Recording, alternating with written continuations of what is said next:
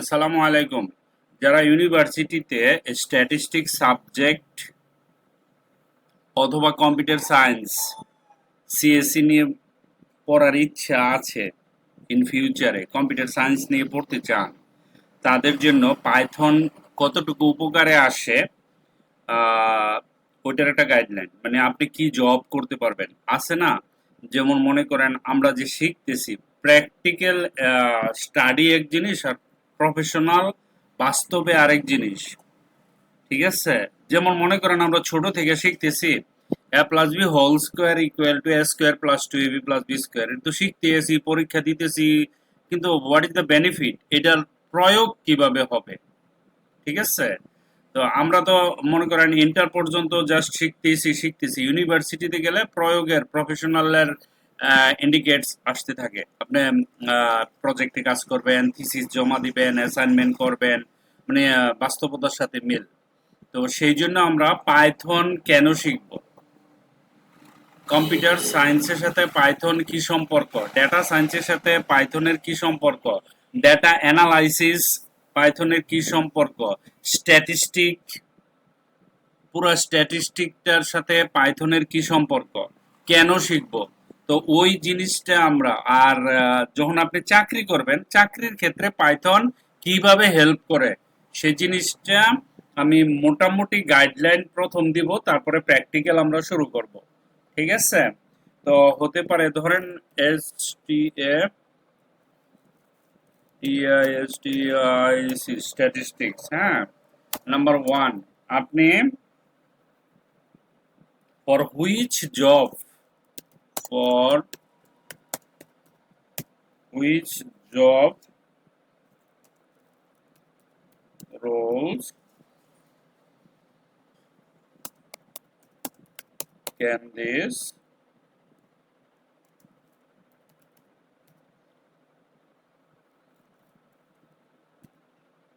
এখানে একটা double T হয়ে গেছে না? Okay, statistics, statistics for number ওর দরকার নাই। For which job roles can this statistics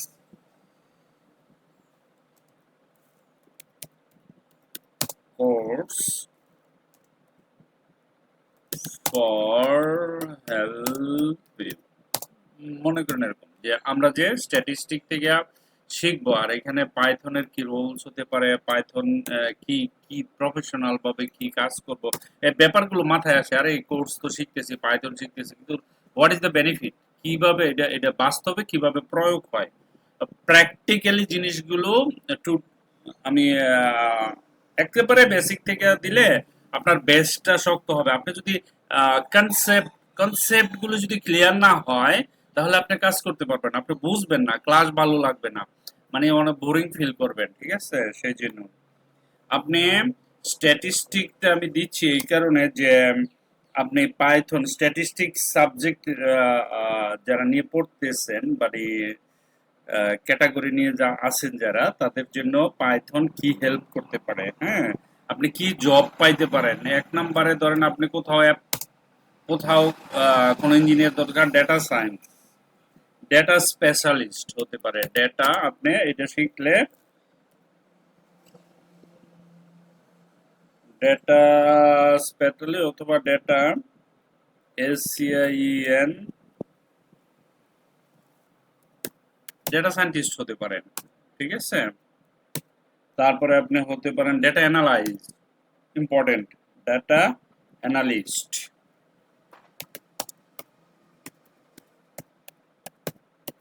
data analyst, data আবার এসআই কে। নাম্বার থ্রি, তারপরে কি হতে পারে, আপনি বিজনেস অ্যানালিস্ট করতে পারেন, বিজনেস, বিজনেস, বি ইউ কি লিখতেছি, B U I, B U S I N E S S, business, A N A L Y S T, analyst. ঠিক আছে? নাম্বার ফোর কি হতে পারে, মেশিন লার্নিং ইঞ্জিনিয়ার হতে পারবেন। নাম্বার 5 কি হতে পারবেন? আর এআই ইঞ্জিনিয়ার হতে পারবেন। নাম্বার 6 আর কি হতে পারবেন?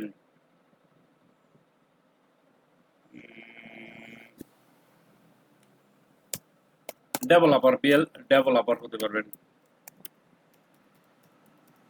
ওকে,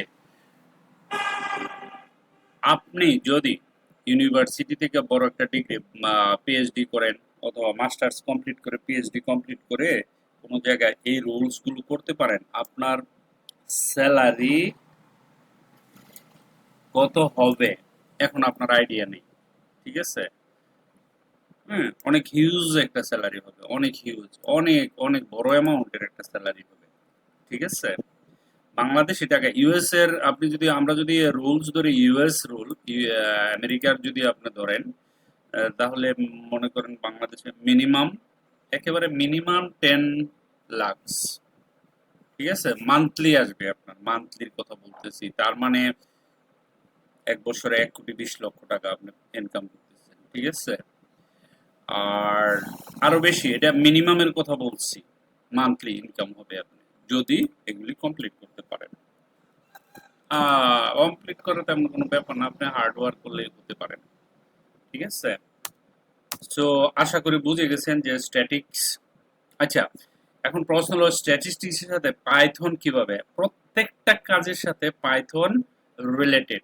ঠিক আছে? আমি এগুলি এক্সাম্পল, বাস্তব অত সবকিছু, সবকিছু মূলে কোডিংও কিন্তু আছে, আপনাকে কোডিং করতে হবে, এটা মাথায় রাখতে হবে। এই জন্যই তো বলছি যে প্রথম আপনি পাইথনটা কমপ্লিট, বেসিকটা শিখবেন, শিখার পরে এইসব কাজে আসতে হবে, এর আগে তো হবে না। ঠিক আছে? এর আগে হবে না, প্রথমে আপনাকে এটাতে আসতে হবে। ওকে, এখন ধরেন একটা জিনিস মাথায় রাখবেন, STI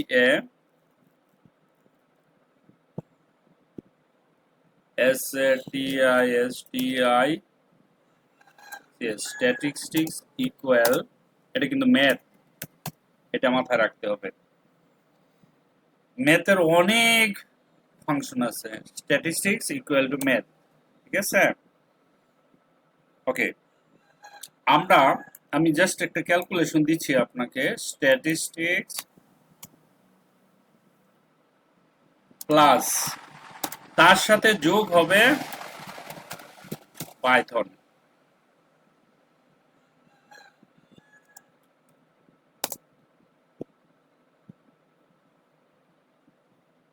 ঠিক আছে? এই দুইটা মিললে আপনি যে রোলটা নিবেন, ডেটা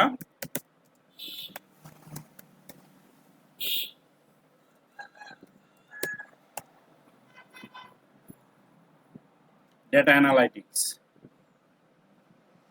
ঠিক আছে? আপনার রোলটা হবে স্ট্যাটিকটির সাথে যদি আপনার পাইথন থাকে,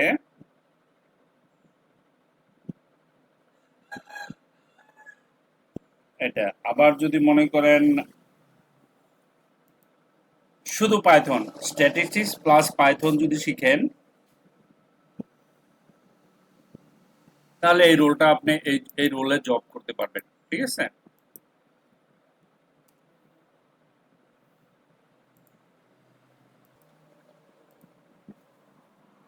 ওকে, আর স্ট্যাটিস্টিক্সের সাথে যদি পাইথন প্লাস মডেল, ঠিক আছে, এই দুইটা যদি শিখেন, তাহলে আপনি কি হতে পারবেন? Machine learning engineer. ঠিক আছে? এই রোলে এই ক্যাটাগরিতে আপনি জব করতে পারবেন। ঠিক আছে? আপনার পোস্ট যেটা হবে আর কি, সেটাই বলতেছি আমি।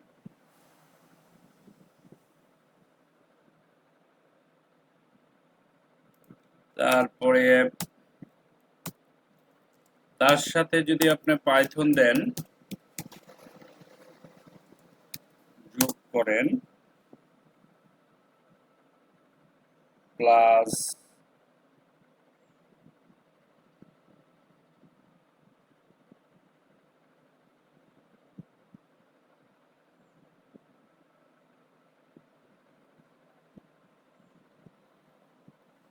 এটার সাথে পাইথন হবে,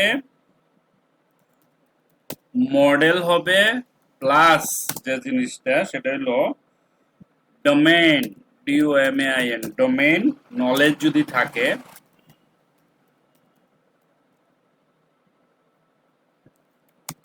এই নলেজ যদি থাকে আপনার, তাহলে আপনি কি হতে পারবেন?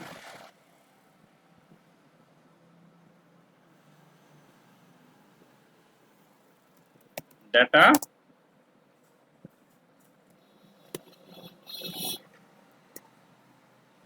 ডেটা সায়েন্স ইঞ্জিনিয়ার হয়ে যাবেন। এখন প্রশ্ন হচ্ছে,